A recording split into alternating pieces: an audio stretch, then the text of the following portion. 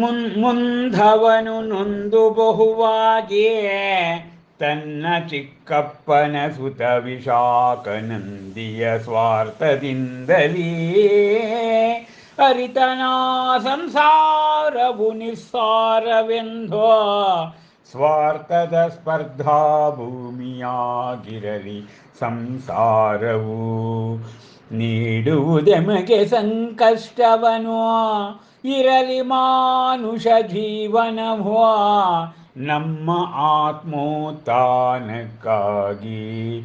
ಸಾರ್ಥಕಪಡಿಸಿಕೊಳ್ಳದಿರೆ ನಾವಿದನು ತೊಳಲಬೇಕು ಬಳಿಕದಿ ಪಶ್ಚಾತ್ತಾಪದ ಬೇಗೆಯಲಿ ಅಂತೆಯೇ ಹೊಂದಿ ಸಂಯಮವ ನಾನು ಪ್ರವೃತ್ತನಾಗಬೇಕು ರತ್ನತ್ರಯಗಳಾರಾಧನೆಯಲ್ಲಿಯೇ ಸಾಗಬೇಕು ಆತ್ಮಕಲ್ಯಾಣ ಮಾರ್ಗದಲ್ಲಿ ಬಲು ಶ್ರದ್ಧೆಯಲಿ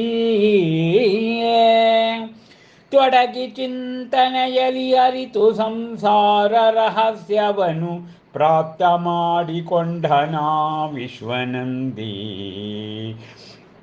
ವೇದ ವಿಜ್ಞಾನದ ಮೂಲಕದಿ ಆತ್ಮದೃಷ್ಟಿಯನ್ನು ಬಯಸಿದನು ಪ್ರವೃತ್ತನಾಗಲು ಪುರುಷಾರ್ಥದಲ್ಲಿ ನಷ್ಟ ಗಳಿಸಿ ಕರ್ಮ ಸಂತತಿಯನು ಸಾಧನೆಯ ಮೂಲಕದಿಯೇ ಅಂತೆ ಅರಿವನತವನು ಲಭಿಸುವುದೆಂದಿ ಮಾನವ ಜನ್ಮವನು ಮಹುಭಾಗ್ಯದಿಂದಲೀ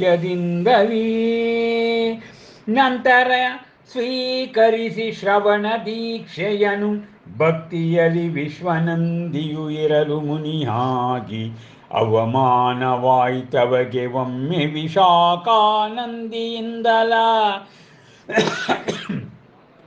ಚರ್ಯೆಯ ಸಂದರ್ಭದಲ್ಲಿ ನಂತರದಿ ಗ್ರಹಿಸಿ ಸಲ್ಲೇಖನವನು ಬೇಯುತ್ತ ಕ್ರೋಧ ದುರಿಯಲಿ ಹೊಂದಿದನು ಮರಣವನು ಶೀಘ್ರದಲ್ಲಿ ನಂತರದಿ ಪಡೆದ ನಾ ವಿಶ್ವನಂದಿಯೋ ದೇವ ಪರ್ಯಾಯವನು ಆ ಮಹಾಶುಕ್ರ ಸ್ವರ್ಗದಲ್ಲಿ ಆ ಶುಕ್ರ ಸ್ವರ್ಗದಲ್ಲಿ ಮರೀಚಿಯ ಜನ್ಮದಿಂದ ಶುಕ್ರ ಸ್ವರ್ಗದಲ್ಲಿ ದೇವನಾಗುವದ ಭವಾವಳಿಗಳು ಇವು ನೋಡಿ.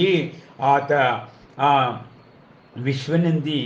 ವಿಶ್ವನಂದಿಯ ಏನು ಅವತರಣ ಇದೆ, ಜನ್ಮದ ಅವತರಣ, ಅದು ಅವನ ಜೀವನದ ತಿರುವೇ ಆಗಿತ್ತು ಮಹಾವೀರನಿಗೆ.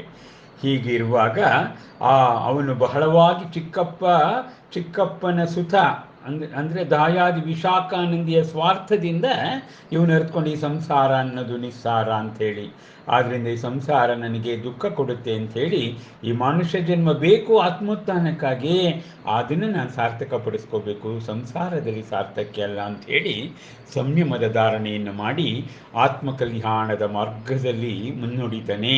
ಹೀಗೆ ಅವನು ಆ ಸಂಸಾರ ರಹಸ್ಯವನ್ನೆಲ್ಲ ತಿಳ್ಕೊಂಡು ಆ ಪುರುಷಾರ್ಥಗಳು ಧರ್ಮ, ಅರ್ಥ, ಕಾಮ, ಮೋಕ್ಷ ಅದರ ಬಗ್ಗೆ ಅರಿತುಕೊಂಡ.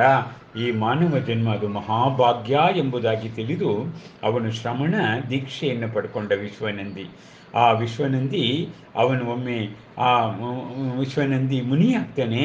ಆ ವಿಶಾಖಾನಂದಿ ಅವನ ಚಿಕ್ಕಪ್ಪನ ಮಗ,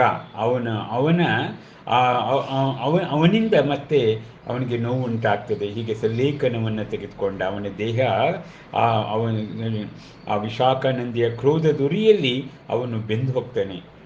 ಶೀಘ್ರವಾಗಿ ಮರಣವನ್ನು ಪಡ್ಕೊಂಡು ವಿಶ್ವನಂದಿ ದೈವ ಪರ್ಯಾಯದಲ್ಲಿ ಮಹಾಶುಕ್ರ ಸ್ವರ್ಗದಲ್ಲಿ ಜನಿಸ್ತಾರಂತೆ. ನೋಡಿ, ಎಲ್ಲಿಯ ಮರೀಚಿ, ಎಲ್ಲಿಯ ಶುಕ್ರ ಸ್ವರ್ಗದ ದೇವ. ಜೈನಾಗಮವೇ ಹಾಗೆ ಆಯಿತಾ. ಇದನ್ನು ಅವತಾರ ಎಂದು ಒಪ್ಪದಿದ್ದರೂ ಕೂಡ ಇದು ಹಿಂದಿನ ಪಾಪಗಳ ಮತ್ತು ಪುಣ್ಯಗಳ ಒಂದು ಮಿಳಿತನಿಂದ ಜನ್ಮ ಪ್ರಾಪ್ತಿಯಾಗ್ತಕ್ಕಂಥದ್ದು. ನಮಸ್ಕಾರ.